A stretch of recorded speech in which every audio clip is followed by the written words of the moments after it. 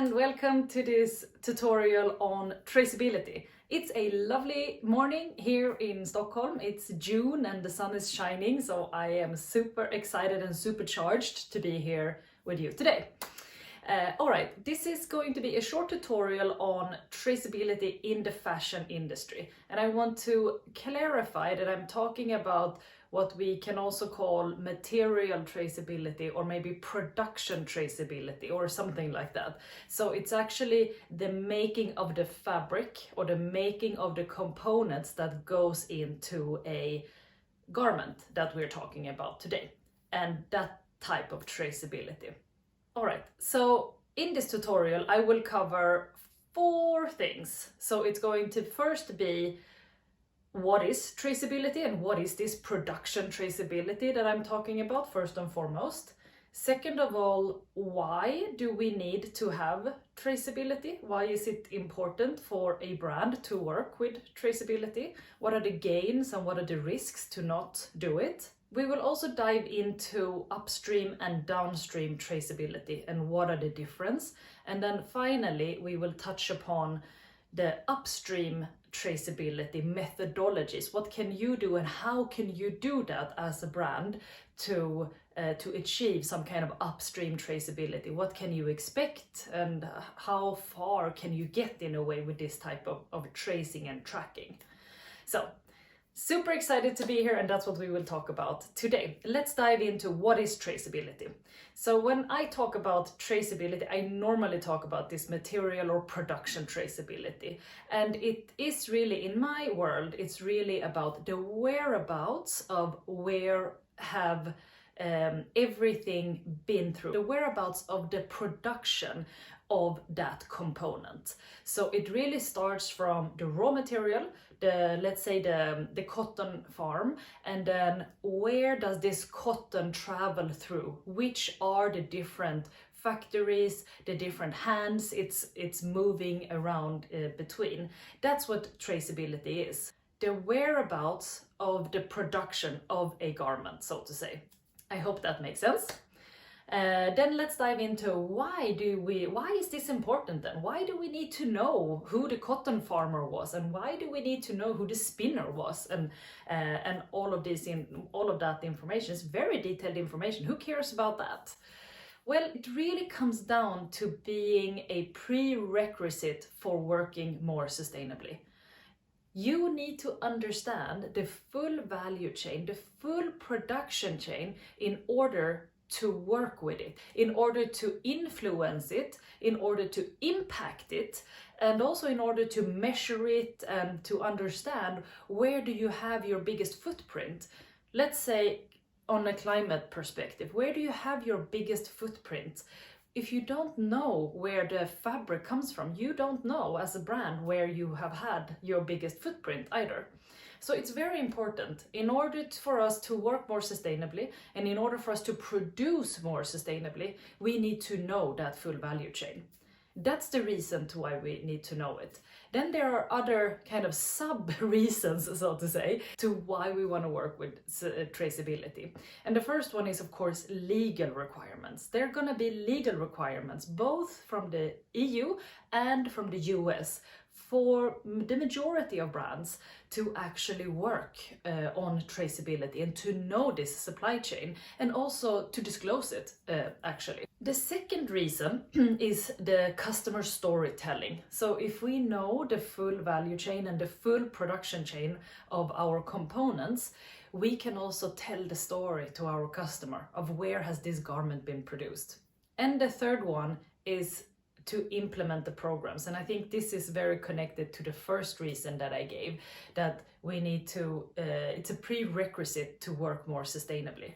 That is, if we want to implement certain programs, if we want to impact the supply chain one way or the other, if we want to improve it simply, we need to know about it.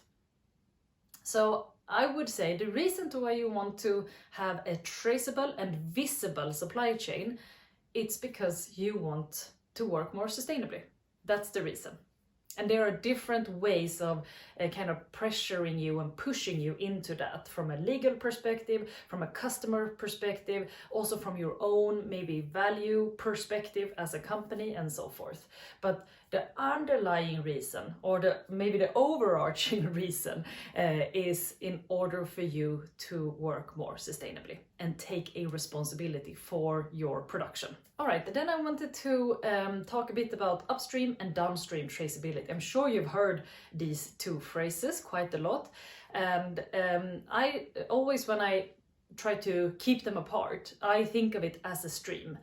Upstream is when you start from the bottom and you're trying to trace backwards, so to say. You start with a ready-made product and you're tracing it up the stream. And downstream is when you start at the top or at the start, and then you're tracing downwards, so to say, or forwards, maybe it's easier to say. So I always try to think of it as a stream. And the stream starts where the raw material is being produced and it finishes with the brand. So that's the difference between an upstream and downstream tracing.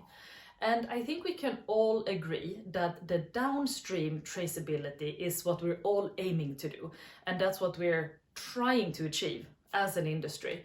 However, we are far away from achieving that. We're far away from achieving a very visible downstream supply chain for all the materials that we are buying, because it requires quite a lot, and it requires a lot of collaboration. It requires the whole industry to kind of be in it. It requires us to be marking up fibers at the beginning. It requires us to have a unified and harmonized IT system where we can gather the information, and it requires all of the players along the way to be willing to be transparent with their whereabouts and who they have been buying from and so forth. So we're far away from a perfect downstream traceability system.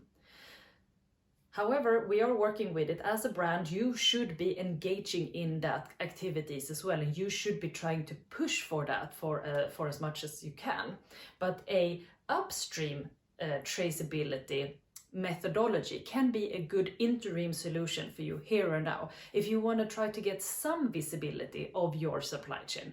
And when we upstream trace a garment, you kind of start from the ready-made garment and then you go backwards step by step.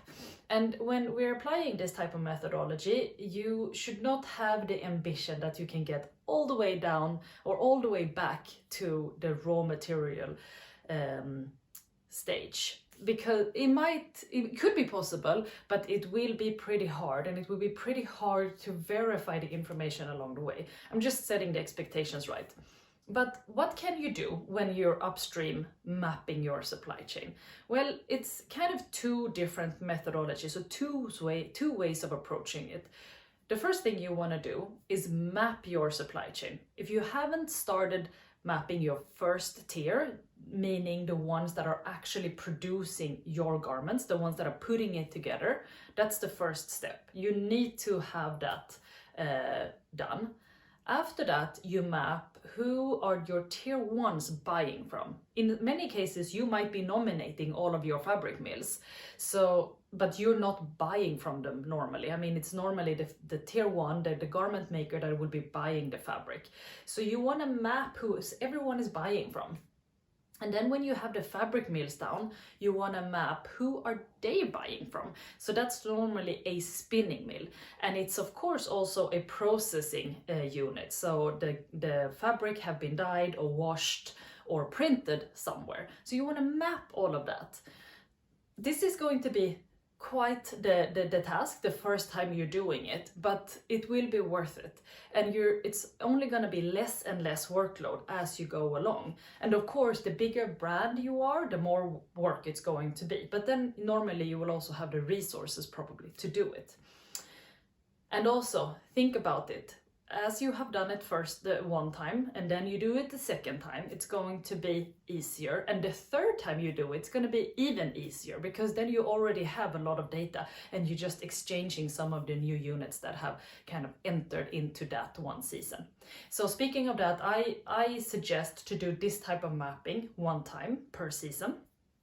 So you have a good map of who is everyone going to be buying from.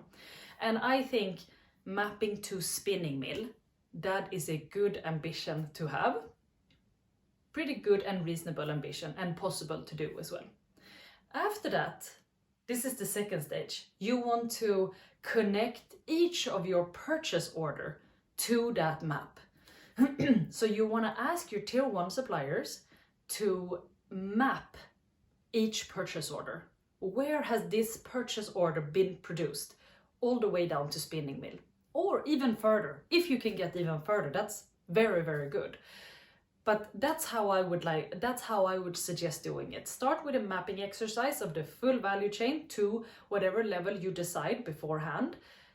Second, map it to each purchase order. If you have done that, you have a very good visible chain that you can start working with. You're gonna have a lot of data, and you're gonna start to be able to implement your sustainability programs. You're gonna start involving your suppliers and have a greater impact. So this was a bit of a short introduction, I think you can say, to a very huge, large topic. There's so many things to learn. And next tutorial that I will be doing is on the cotton supply chain specifically. So don't miss that tutorial. I will be doing one shortly on what does the cotton supply chain looks like, so that it's going to be easier for you when you get into the mapping exercise to understand who does what. All right. Thank you so much for watching today, and I wish you the best of luck. In your mapping and traceability exercise, and don't hesitate to reach out if you have any questions. Bye bye.